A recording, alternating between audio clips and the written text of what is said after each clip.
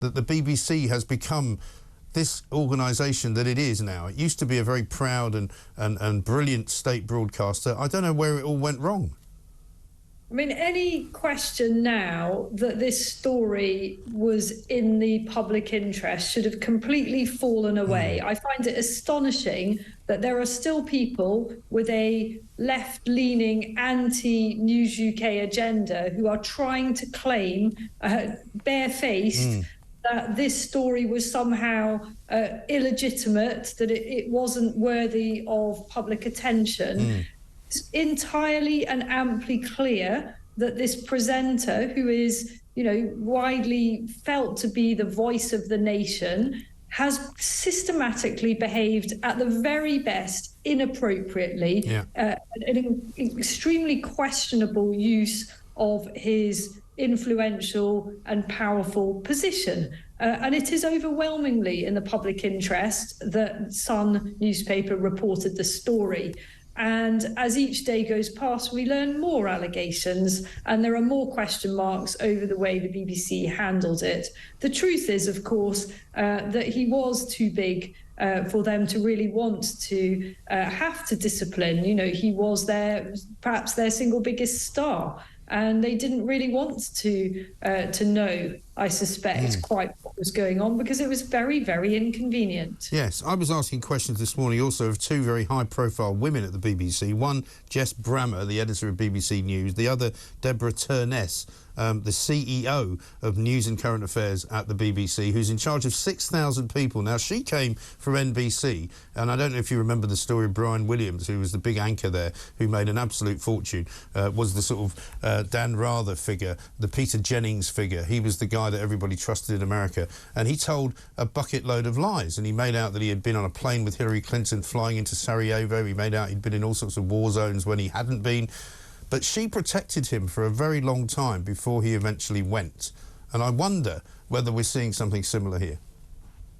Well, this is also depressingly familiar, isn't it? Yeah. I mean, it's a matter of weeks since we had the Philip Schofield scandal. There are extraordinary parallels between these two stories, where you've got a male figure in a position of tremendous public respect and admiration, a figure who's pivotal to a TV station's output, and many people have known that something wasn't right in the way that that figure was behaving, and yet it was allowed to continue. And I really thought that in this day and age we've moved on from that. I mean, the idea of anyone in a position of authority and influence sending late night messages, as allegedly happened, to much junior people full of emojis, is just shocking to me. I can't understand how anyone thought that they could get away with that, or why it wouldn't be taken very seriously. Right.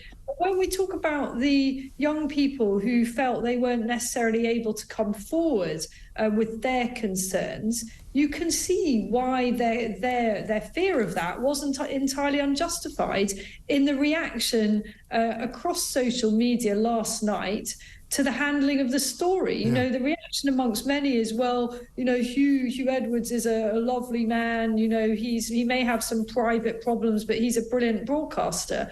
Well, no wonder people don't come forward if they think that the general mood is going to be, well, you know, he's a lovely man and he's a brilliant broadcaster. It's neither here nor there. Yeah, or it's okay as long as he's not committing a crime. I mean, I found it extraordinary, the number of people who have said, well, if he's not committing a crime, what's the problem? You know, as people who were on Piers Morgan's show last night, formerly high-profile sort of executives in media companies, most media company contracts now will have some kind of morality clause in them. They will certainly have a clause in which it says you do not bring the company into disrepute in any way, shape or form. It goes without saying that you don't go around committing crimes, but certainly there are things which would bring the company into disrepute which are not crimes. I mean, this is absurd, completely absurd. And it was one of the first things that people started saying yesterday after the heart-rending statement from Huw Edwards' wife, and perhaps we'll come on to talking a bit more about that. You know, I tweeted that I'm not really sure that his mental health has anything to do with the facts of the matter. Either he did something wrong, in which case his mental health is neither here nor there, or he didn't, in which case he or his wife should categorically say so. Yeah. And notably, the statement doesn't categorically deny the allegations, but a bunch of people then said, well, the police have said he's done nothing, criminal, so therefore that's that. Right. Well, no, it isn't, because only a school child would think that if something isn't even a school child wouldn't think that if something isn't technically a crime, then it's not wrong. We all know from a very early age that you can do plenty of wrong things that aren't actual crimes. Right.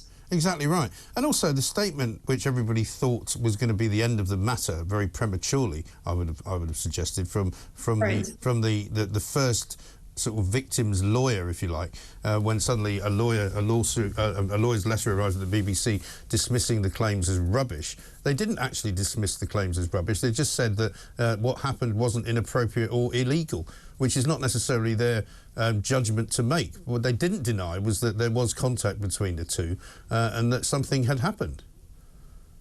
And I don't think they denied that the young person concerned has a problem with addiction. Right. And is thus, by definition, very vulnerable, and when under the influence of substances, not necessarily able to make judgments that are in their own best interests. So there are many, many question marks around that particular statement, how it came about, who's paying for the lawyers.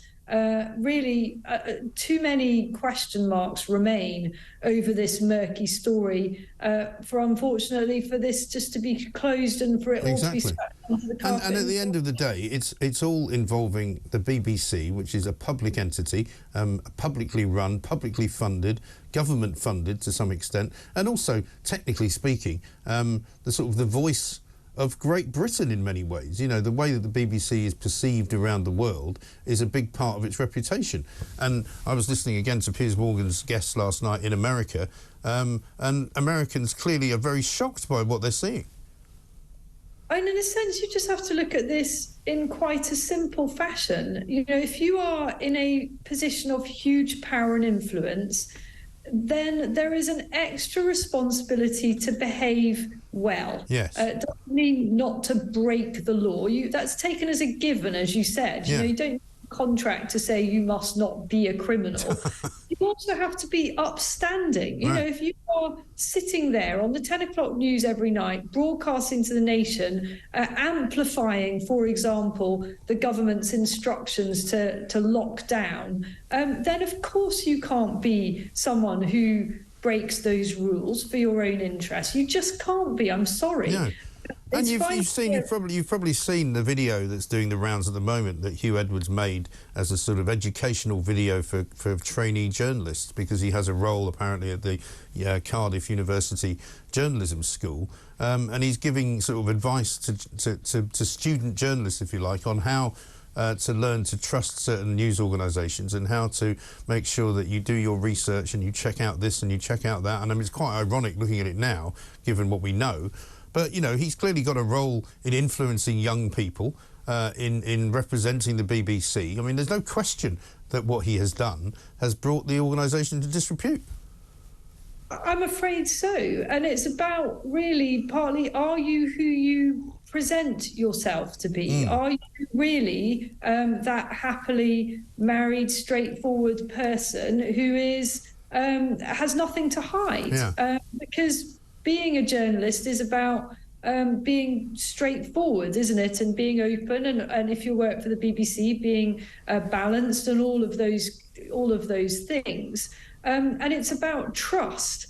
And if you are pretending to be happy families and all of those things, and actually secretly behind the scenes, you are having highly questionable interactions with people very much younger than yourself, some of whom, or at least one of whom, we now think to have been very, very vulnerable, then that is fundamentally misleading to the nation. and people feel very uneasy about it. Doesn't mean it was criminal, but it isn't just a private matter because of the position that he is in. Exactly.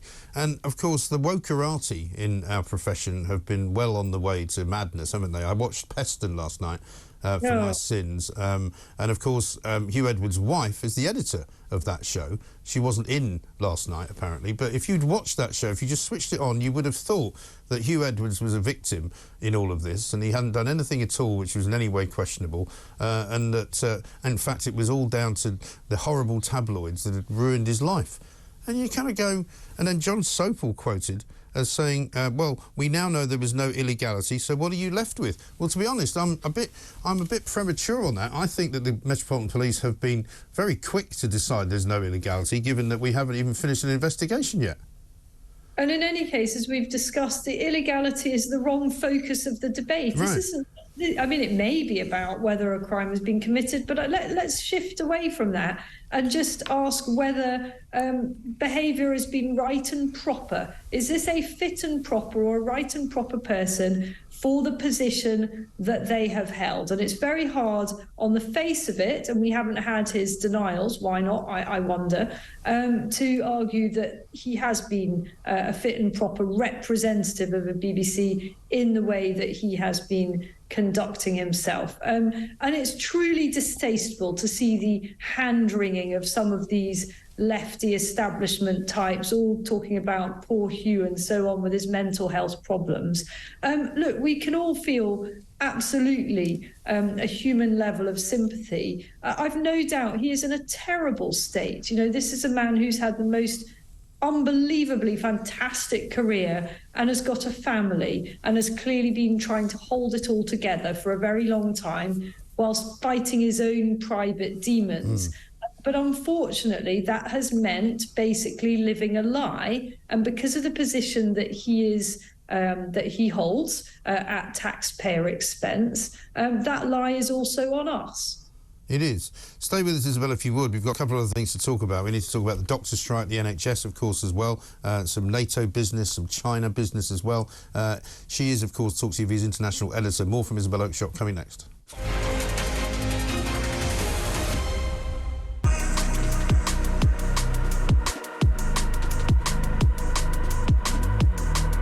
Good evening, I'm Piers Morgan, Uncensored in New York City. Tonight on Piers Morgan Uncensored. In Kyiv, Ukraine. Tonight on Piers Morgan Uncensored. A special edition from Qatar. Tonight, a special edition of Piers Morgan Uncensored. Martina Navratilova. He's making me cry again. Do you believe you can win this war? So are you going to run again? I think a lot of people are going to be very happy. Yes, I feel betrayed. They're trying to force you out. Yes, not only the coach, but the other 2 or 3 guys there around. All these people protesting just don't get it. Many of them don't. Isn't that slightly patronising?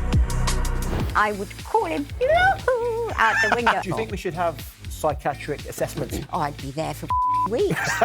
Could you keep quiet? I'm trying to read a book here. Take spare and chuck it where it belongs, in the bin.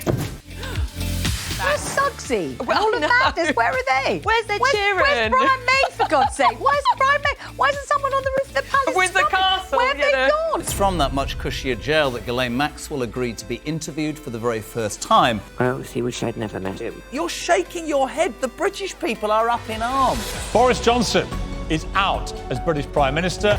The Conservative Party can certainly win the next election. Can we? Yes, Labour are absolutely. 29 points ahead in the polls. Can we? This is the royal tea. Question is, did he say, yes, I have taken drugs, and they bent the rules to give him the visa, or lied on the visa application form and therefore got it?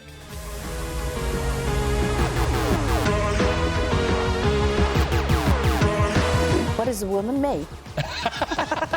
Yes! Let it roll. A woman is given to the man in marriage. Andrew, you're simply wrong. I've been a terrible liar. That's true. I mean, would you be prepared to say that? I've been a terrible liar. Are you sorry you said that? No. I think it matters. You should be. Absolutely not. You should be. Interview adjourned.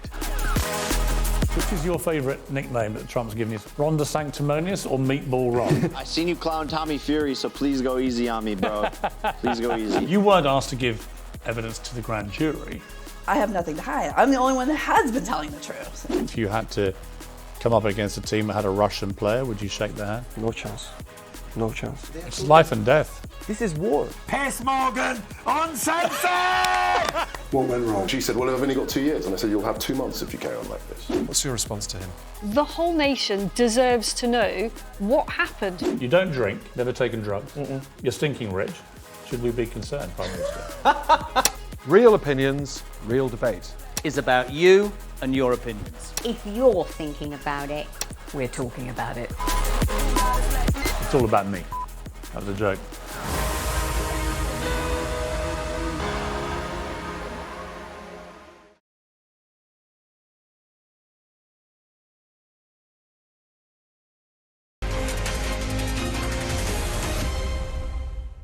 Welcome back to the Independent Republic of Mike Graham right here on TalkTV. We're talking to Isabel Oakeshott on the first day of a 5-day strike by junior doctors whose average wage is around about £128,000. I don't think they've got the sympathies of the public. What they will be doing is making life a lot more miserable for people who are waiting for operations.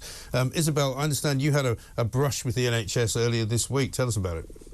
Well, I wish it had only been a brush. Unfortunately, I have a very close relative who is, as we speak, in a hospital bed, extremely frail and waiting for an operation. My relative was urgently admitted earlier this week. I took them to the hospital myself, having been taken a week ago for an urgent appointment with a consultant. We expected at that point that she would be admitted then a week ago for an operation. At that time, they said, oh, actually, it's not too urgent. We'll get back to you with an appointment in the next couple of weeks. A week on, back at the doctors who looked at the problem and said, crikey, get yourself to hospital now. And that is where she's been since Monday with an operation that has been repeatedly delayed. So in that time, every day in the morning, she can't have anything to eat or drink because there might be an operation happening later in the day or there might not. And you can imagine for somebody who weighs about 7 stone, not having anything to eat or drink isn't a brilliant idea. And I don't know how long this is going to go on for. What I can say on a positive note is that the nursing care has been brilliant. These are wonderful, lovely people. And, you know, I've argued many times that nurses should be paid a lot more. I don't support strikes. But I do think that their work should be better recognised. But once again, I'm reminded in so many ways by my personal experience of the NHS this week that this is not a service to be immensely proud of. The infrastructure of the high-profile teaching hospital that she is in is quite frankly third world in places. They are hopelessly short-staffed and repeatedly doctors and nurses don't have any access to the patient's records. It is extraordinary. Yeah, I've often found that. I mean, there was a time many years ago when my kids were quite young and one of them was in and out of hospital quite a lot, and we had to transfer from Glasgow to Edinburgh, and they'd lost the records altogether, never found them, you know, just because they'd had to move, because they were actually paper records. They weren't on a computer, they couldn't find them, and they physically had to start all over again. It was very frustrating. I mean, it's extraordinary because the government, successive administrations have tried to sort this out over the periods of 20 years. A basic thing in which doctors in hospitals can simply tap a computer and see what's been going on with the patient's history. And the problem is so obvious what the problem is, but just to touch on my own experience this week, it relies on, if somebody is very ill and in a great deal of pain, and particularly if they're very elderly, they're in no position to give their medical history or recite precisely what drugs they've had or are taking or what's given them a bad reaction. Of course they can't do that. So it totally relies on somebody being with them to advocate for them and tell the doctors their case history. And unless you happen to be continually up to speed with your relatives every bit of their medical treatment, which most people aren't, then this is a very, very flawed procedure. And so these doctors and nurses, with the best will in the world, are quite literally sometimes operating in the dark. Yeah. I know. It really seems extraordinary. And the easy fix as well seems to be so obvious, which is to look into every hospital trust, take down all of the jobs which are non-medical and which are really not required, like net zero coordinator and, you know, diversity manager and all that sort of thing, because there is an awful lot of that, you know, social media, you know, champion, 75 grand a year, that kind of thing, marketing. Get rid of all of those, or at least slim them all down, and give those jobs to people who are nurses and doctors. Yeah, no, I mean, as far as I'm concerned, no resources, net zero resources should be going into celebrating Pride Week when you can't actually get yourself enough together to give an elderly, frail person the operation they urgently need. You know, these are bells and whistles, lovely to have if we had a great system, but the fundamentals aren't there. The fabric of our hospital buildings, I have genuinely seen better in developing countries than these facilities. I never cease to be shocked by some of what I see in NHS GP surgeries and hospitals. So let's sort out the basics. Forget all the net zero and the Pride Week and the diversity and inclusion. I don't care about that. What patients care about is getting the medical treatment they need. That's what the hospitals are there for. And getting better. Exactly right. Let me touch upon Simon Case. He was giving some evidence the other day, talking about how it's cowardly to call the civil service the blob. And he says, in fact, that it would be entirely wrong to categorise it as that. He says politicians have undermined the functioning of government, not the civil service. But as one quote in the Telegraph says, and I think you'll like this one, a former cabinet minister says, people who want to know what Simon Case really thinks about the public should look at the lockdown files where he was mocking holidaymakers stuck in hotel rooms during COVID quarantines in between organising parties in Downing Street. I would have said that it is very ill-advised for Simon Case to be sticking his neck out on anything like this at this point. And his WhatsApp messages, some of them were pretty troubling, from somebody who's supposed to be our most senior civil servant, very impartial, simply doing what the democratically elected government tells him to do. That is not what comes across from those lockdown WhatsApps. You know, he was very much somebody who plotted with Matt Hancock to influence the Prime Minister to do things in a certain way, to make certain decisions. I'm not saying that he did anything very, very wrong in a Huw Edwards type of criminality way. But, you know, his behaviour was questionable, I think. And I think he was very lucky to survive. He's been caught up in a number of controversies and he's hanging in there just about. And I think he should wind his neck in. Yes, I think that's very good advice. Absolutely right. What are you making of the sort of furore or not furore around the Boris Johnson phone scenario? Because, you know, we keep hearing that from certain aspects of the left that, you know, this whole Huw Edwards thing's a distraction to take everybody's mind off Boris Johnson. I don't think it is, actually. But his phone remains with his lawyers, apparently, we're told. Right, this is really weird, and it's on my to-do list of get to the bottom of this story. Right.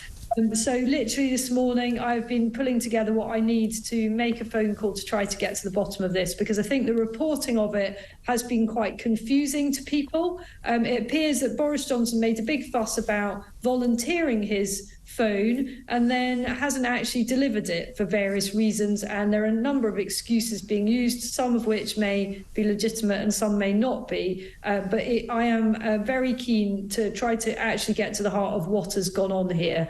Luckily, I do have at least some of the WhatsApp messages that the COVID inquiry wants. So if push comes to shove, then maybe they'll have to come out in a different way, and of course we've already published many of those. Absolutely right. Well, Isabel, we wish you well and wish you good luck with that. We'll wait for the results of that particular investigation. Isabel Oakeshott, TalkTV's international editor there. There is an awful lot of weirdness around that whole story of Boris Johnson and the phone, but we'll come to investigate it here as well.